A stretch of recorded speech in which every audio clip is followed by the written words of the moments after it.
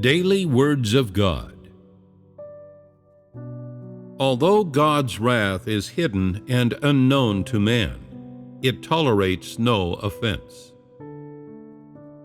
God's treatment of the whole of humanity, foolish and ignorant as humanity is primarily based on mercy and tolerance. His wrath, on the other hand, is kept concealed for the vast majority of time and in the vast majority of events, and it is unknown to man. As a result, it is difficult for man to see God express his wrath, and it is also difficult to understand his wrath. As such, man makes light of God's wrath. When man faces God's final work and step of tolerance and forgiveness for man, that is, when God's final instance of mercy and his final warning comes upon mankind, if people still use the same methods to oppose God and do not make any effort to repent, to mend their ways and accept his mercy, then God will no longer bestow his tolerance and patience upon them. On the contrary, God will retract his mercy at this time. Following this, he will only send forth his wrath. He can express his wrath in different ways, just as he can use different methods to punish and destroy people. God's use of fire to destroy the city of Sodom is his swiftest method of utterly annihilating a humanity or any other thing. Burning the people of Sodom destroyed more than their physical bodies. It destroyed the entirety of their spirits, their souls, and their bodies, ensuring that the people inside the city would cease to exist in both the material world and the world that is invisible to man. This is one way in which God reveals and expresses his wrath. This manner of revelation and expression is one aspect of the essence of God's wrath, just as it is naturally also a revelation of the essence of God's righteous disposition.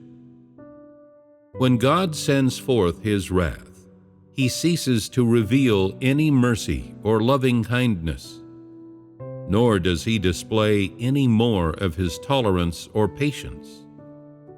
There is no person, thing, or reason that can persuade him to continue to be patient, to give his mercy again, to bestow his tolerance once more.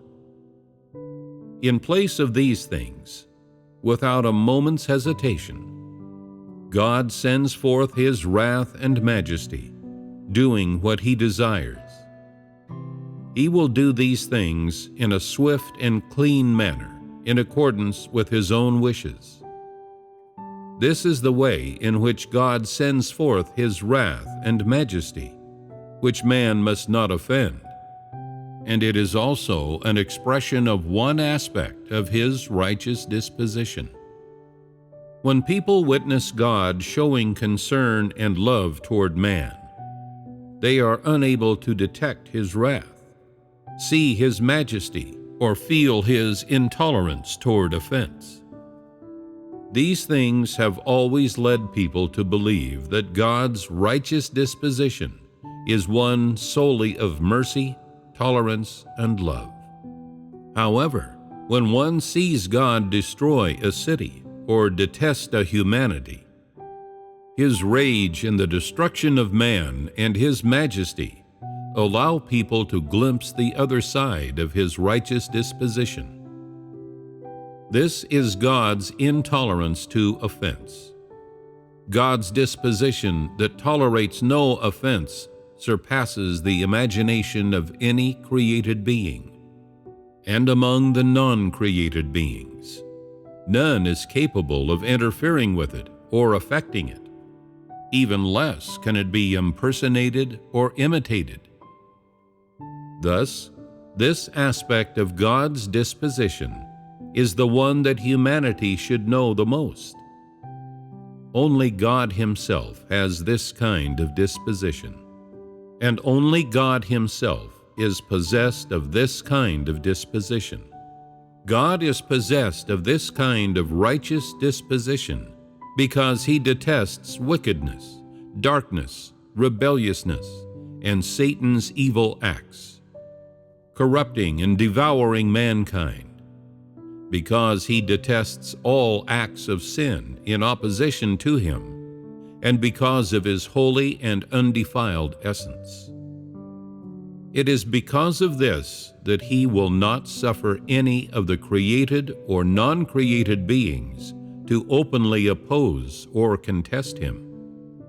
Even an individual to whom He had once shown mercy, or whom He had chosen, need only provoke His disposition and transgress His principles of patience and tolerance, and God will unleash and reveal His righteous disposition that tolerates no offense without the least bit of mercy or hesitation.